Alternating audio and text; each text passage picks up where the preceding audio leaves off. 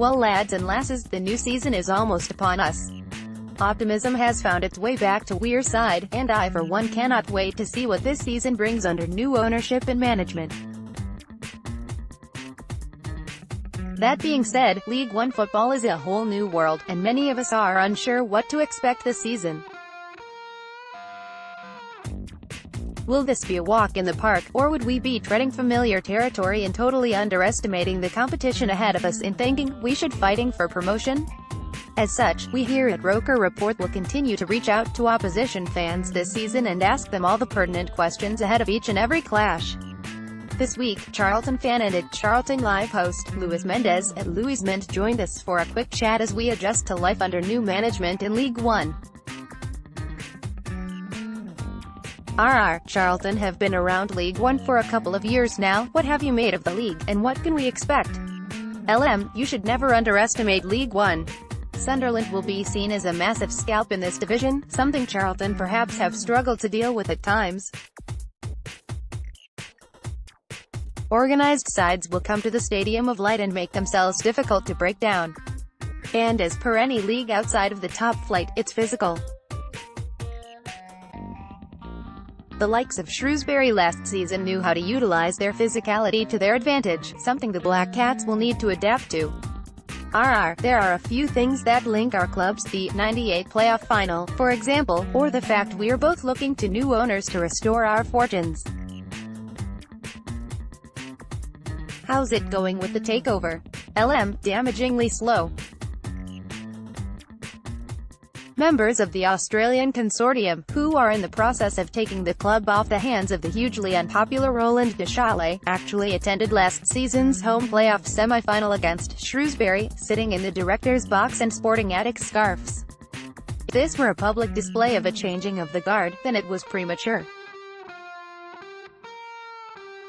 Unknown delays mean that there's currently no sign of the deal being completed before the end of the transfer window, and this has probably already laid the forthcoming season to waste for Charlton.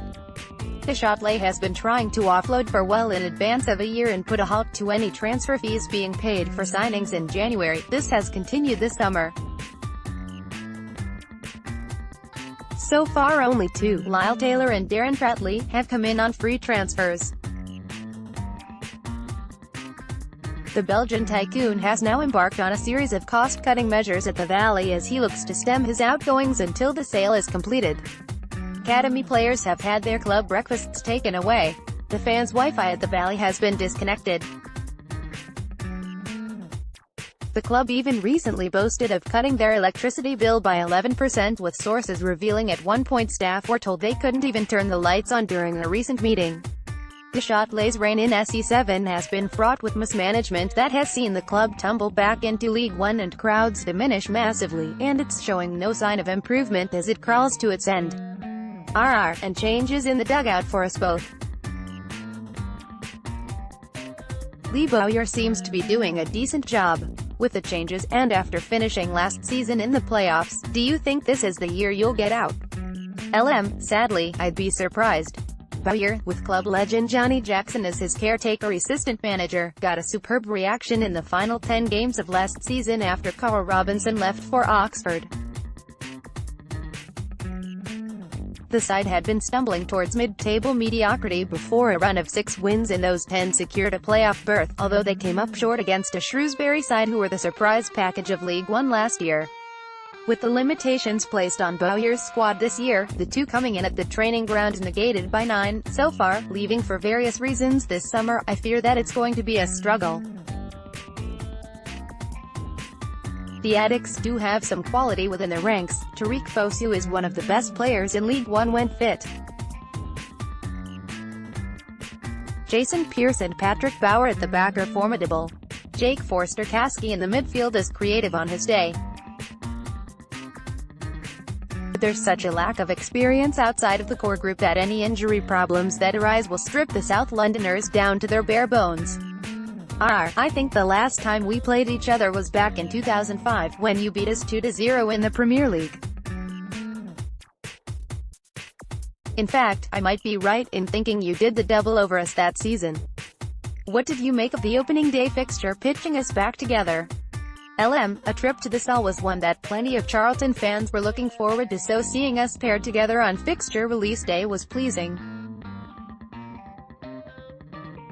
Addicks fans have happy memories of our last opening day clash when Darren Bent announced his arrival with the club by bagging a brace when a 10-man Charlton took the spoils 3-1 in a Premier League game. Some fans' excitement has since been dampened by the summer that the club has had, but come 12:30 on Saturday I'm sure they will be ready to get back into the swing of things. Conference. Sunderland manager Jack Ross held his very first pre-match press conference today with the media ahead of the game at the Stadium of Light on Saturday with Charlton Athletic. Here it is, every word, in full, at @Jono_. At Roker reports August 2, 2018 RR, any player we should be especially wary of on opening day? Tariq Fosu and Lyle Taylor are both expected to be out on Saturday. Straight away that's Charlton's two most dangerous men out of the equation. Jason Pearce and Patrick Bauer in central defense will be a test for your attacking players. But other than that, make no bones about it, Charlton are looking light this season. How much of an impact will your injuries have and how will that alter Bowyer's approach? I'm certain it will make things harder for us.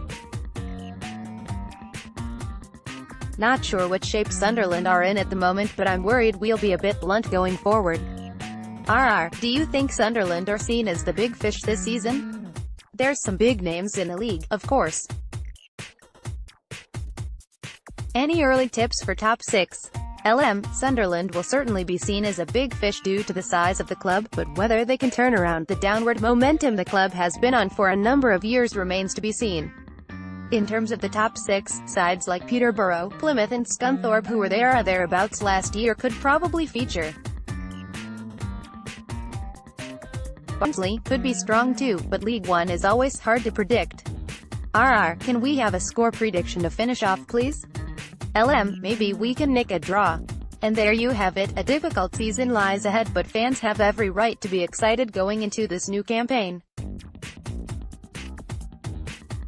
Can we open our League One account with a win?